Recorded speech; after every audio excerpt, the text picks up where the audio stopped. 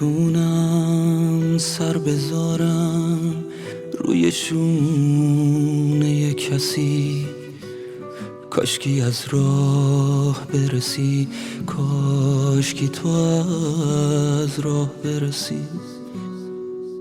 جز تو عادت ندارم من به نوازش کسی، وقتش از راه برسی، وقتش از راه برسی.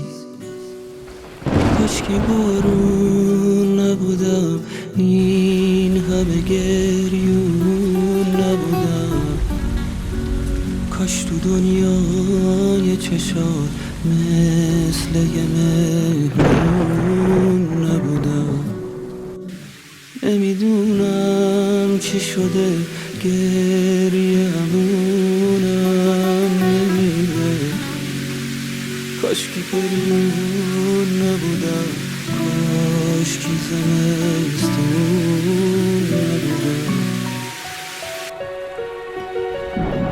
میمونم تا ته گریه، میشینم تا ته بارون، چقدر گریه کنم تنهایی جای هر دوتامون.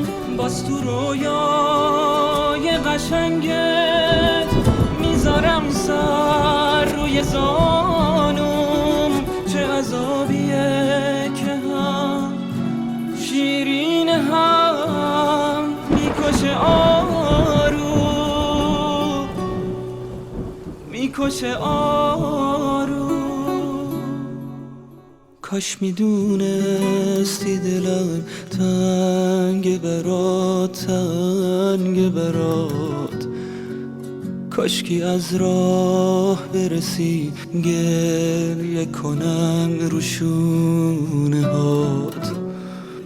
نمیدونم چی شده گریه امونم نمیده، کاشکی گریون نبودم، کاشکی زمستون نبودم.